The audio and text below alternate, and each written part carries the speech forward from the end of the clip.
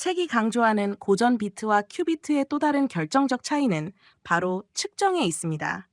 고전 컴퓨터는 메모리를 읽기만 하면 현재 값이 0인지 1인지 곧바로 확인할 수 있습니다. 반면 큐비트는 단 한 번의 측정만으로는 숨겨진 알파와 베타의 값을 모두 알아낼 수 없습니다. 비밀을 품고 있던 큐빗을 측정하는 순간 중첩은 깨지고 눈앞에는 오직 고전적인 결과인 0 또는 1 중 하나만 나타납니다. 이때 결과를 결정하는 것이 바로 확률 진폭입니다. 0이 나올 확률은 알파 절대값의 제곱이고 1이 나올 확률은 베타 절대값의 제곱입니다. 결과는 무조건 0 아니면 1로 나오기 때문에 알파 절대값의 제곱과 베타 절대값의 제곱을 더한 값은 반드시 전체 확률인 1이 되어야 합니다. 책에서는 이를 큐비트 상태의 정규화 조건이라고 설명합니다. 파동의 관점에서 보면 진폭의 크기를 제곱한 것이 곧 그 결과가 관측될 확률과 연결되는 셈입니다. 큐빗의 중첩은 단순히 0이 될 확률과 1이 될 확률이 반반씩 섞여 있는 상태에 불과한 게 아닙니다. 저자는 큐비트의 상태엔 단순 측정 확률만으로 결코 알 수 없는 위상 정보가 숨겨져 있다고 말합니다. 책에서는 이를 증명하기 위해 두 가지 중첩 상태를 비교합니다. 첫 번째 상태는 식일처럼 0 상태와 1 상태가 같은 크기와 같은 부호로 결합된 상태입니다. 두 번째 상태는 식이처럼 두 성분의 크기는 같지만 1 상태 성분의 부호가 반대인 상태입니다. 물론 이 두 상태를 지금 당장 측정하면 둘 다 0과 1이 각각 절반의 확률로 나타날 겁니다. 측정 확률만 보면 두 상태는 완전히 똑같은 상태처럼 보입니다. 하지만 실제로는 서로 다른 양자 상태입니다. 첫 번째 상태는 0과 1의 위상이 같은 관계이고 두 번째 상태는 위상이 정반대인 관계입니다. 이 미묘한 위상 차이는 다음 단계의 양자 연산에서 서로 완전히 다른 간섭 결과를 만들어내는 차이가 됩니다. 이 챕터에서 알파와 베타를 단순한 확률이 아니라 복소수 확률 진폭으로 설명하는 이유가 바로 여기에 있습니다. 지금까지의 내용을 하다마드 연산을 통해 양자 연산에 적용되는 간섭을 수식으로 전개해보죠. 먼저 하다마드 게이트는 화면에 보이는 2차원 행렬로 표현됩니다. 큐빗의 두 계산 기저인 0 상태와 1 상태도 각각 두 개의 성분을 가진 열 벡터로 나타낼 수 있습니다. 먼저 0 상태의 하다마드 행렬을 곱해볼까요? 행렬의 각 행과 0 상태 벡터의 성분을 차례로 곱해 더하면 출력 벡터의 두 성분이 모두 1이 됩니다. 따라서 0 상태는 하다마드 연산을 거친 뒤 0 상태와 1 상태가 같은 크기와 같은 부호로 결합된 균등 중첩 상태로 바뀝니다.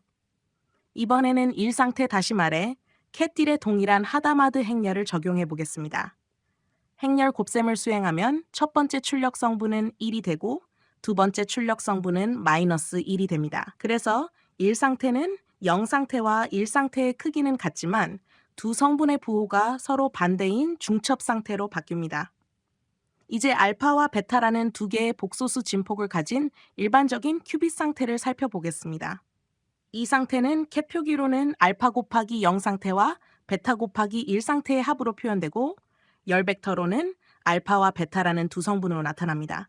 여기에 하다마드 행렬을 곱하면 첫 번째 출력 성분은 알파 더하기 베타가 되고 두 번째 출력 성분은 알파 빼기 베타가 됩니다. 이를 다시 캣 표기로 바꾸면 0 상태의 새로운 진폭은 알파와 베타의 합으로 결정되고 1 상태의 새로운 진폭은 알파와 베타의 차로 결정됩니다.